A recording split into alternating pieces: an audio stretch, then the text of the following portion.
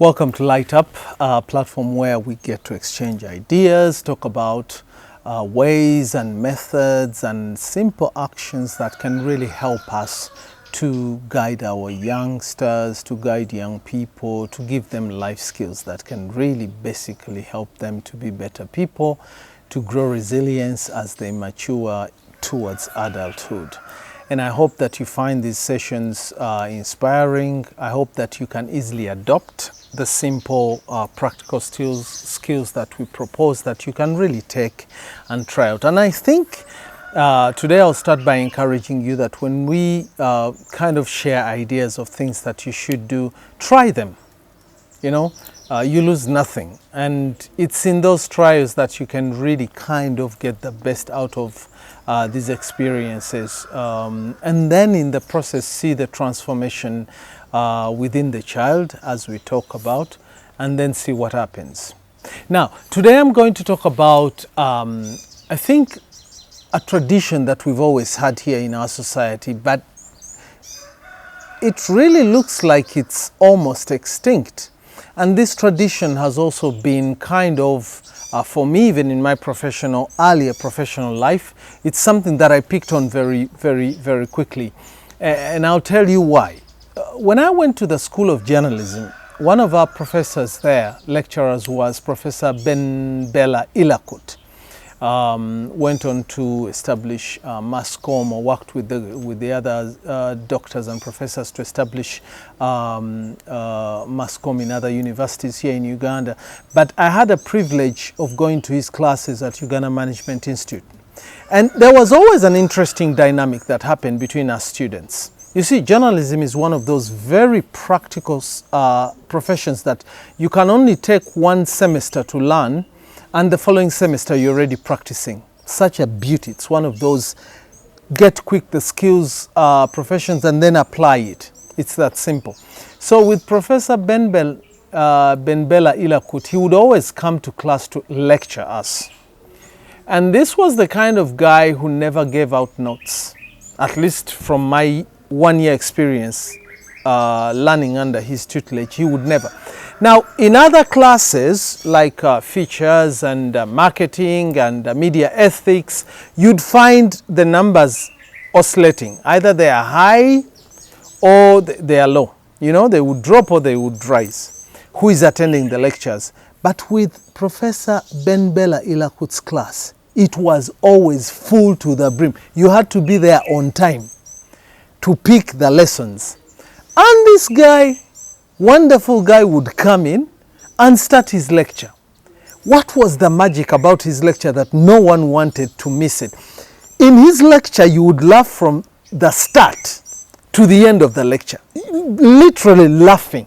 You know, he would tell us about all these stories when he was still a practicing journalist. He once told us a story when he made one of the commandments you should never break in the profession of journalism. That is to misspell someone's name and to make a spelling error when you're writing. You know, it got him into a lot of trouble. Okay, the story goes, they wrote a headline on the paper at the time in, I think in the late 70s. And then instead of saying Amin rapped Nyerere, you know, that phrase, the word should have had a double P, ended up with a single P, and instead of rapped, the word became raped. You see the catastrophe. And that was the headline on the papers. So before Ben-Bella would leave his house, he was picked up and taken somewhere. He tells us it was in Uganda House somewhere.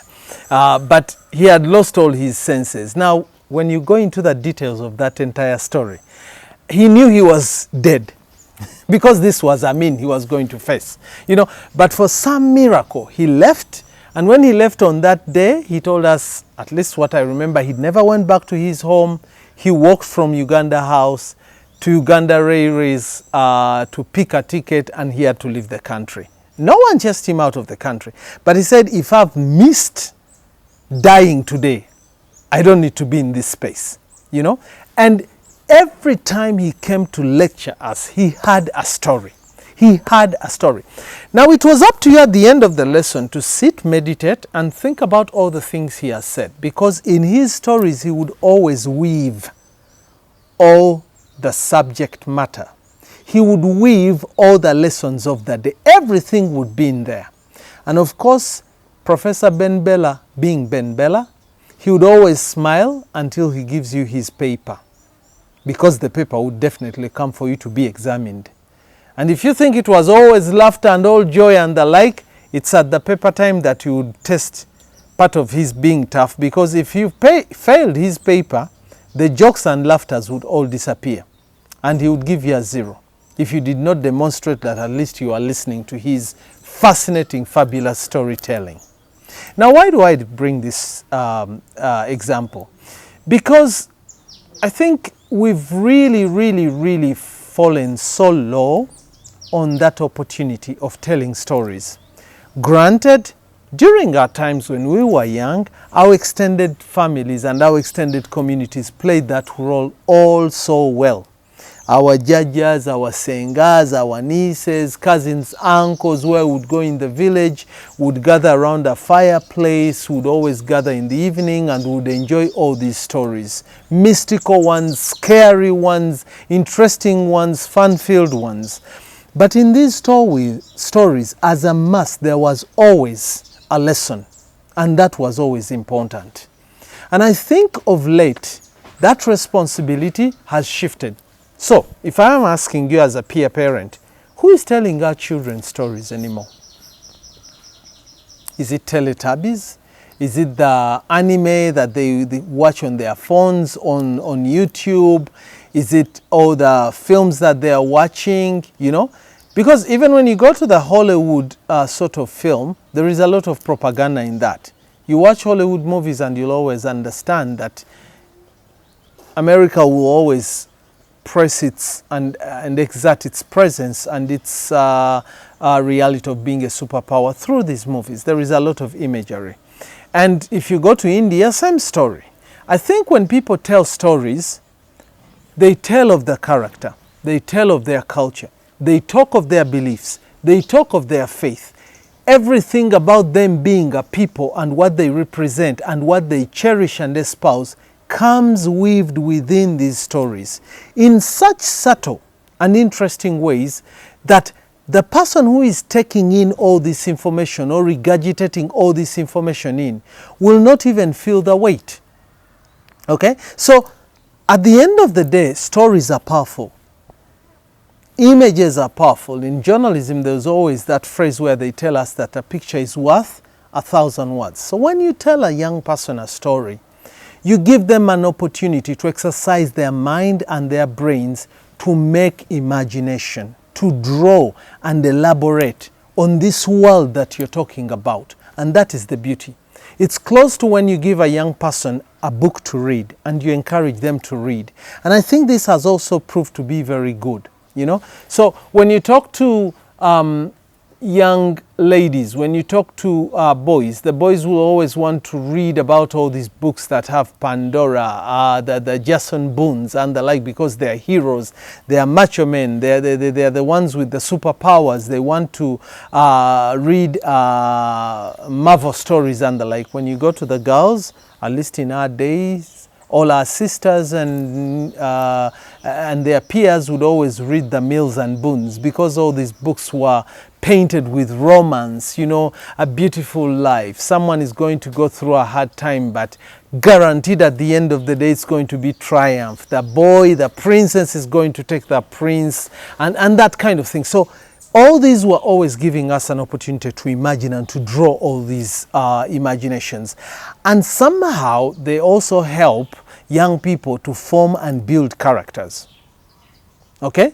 So when we come back to our homes, when we come back to our place, when we come back to our communities and cultures, how does storytelling ferment and cement our cultures, our norms, our beliefs? They do that in such a great way and in such great detail and with colors that are so resonating to a young person. But then now comes the hard question, do we do that? So here is my suggestion. You want to talk to a young person about hard work. You want to talk to them about resilience. You want to talk about being consistent with what we do. You want to talk to them about the fact that nothing in life comes easy. You have a lot of these stories. You are a living example. You have so many stories in your chest, how you grew up, where you grew up, the people you grew up around. And if you can put yourself around and make it a habit to tell young people, your son, your daughter, these stories, and make them fun, not in a boring way so that they complain that dad tells us all these boring stories, but make it fun. They will listen to your stories. Some of them might even be overwhelming that they won't even believe you, okay, at first, but they will listen anyway. But storytelling is such a powerful way to convey messages and also to impart lessons. So if you feel that your young person needs to understand that hard work is an important thing in their life, use stories. Talk about your parents and their history and how they managed to bring you and your siblings up, how they managed to educate you. And then you are a living example. Show them what you've done. Talk to them about your days of work. Talk to them about your triumphs. Talk to them about your challenges, so that this also helps them. Remember, you are coming from a place of trust. You're the closest person they have. So they'll listen to you. They can give you audience. Use the opportunity to do that. Okay? And so that at the end of the day, storytelling, which is powerful, can help you to pass on some life lessons, some skills, and impart these lessons to your children and to your loved ones. It's a simple thing to do. Of course, when you start, it might be a bit shaky, but just do it 1, 2, 3 times and you'll get the rhythm and you'll get into the flow. It will be easy. So I hope you can do that. I hope that's something simple that you can pick and start practicing and see the results. I think the beauty lies in the impact, the results that you see coming out. And one other thing that you can do to make it fun, when you tell a story, ask them to tell one as well. Trust me, when you listen to your kids' stories, even what they go through at school, what they do with their friends and the like, there's so much to pick from their stories. So when a child comes and tells you that they want to talk to you about something, they want to tell you a story, I know you're tired at the end of the day. I know you've had a long day, and I know you have a lot that's going on in your life. But put a pause on all those buttons and give them the due attention they deserve and listen actively to them. You learn a lot about your child by the stories that they also tell you. Good luck with that. Have fun.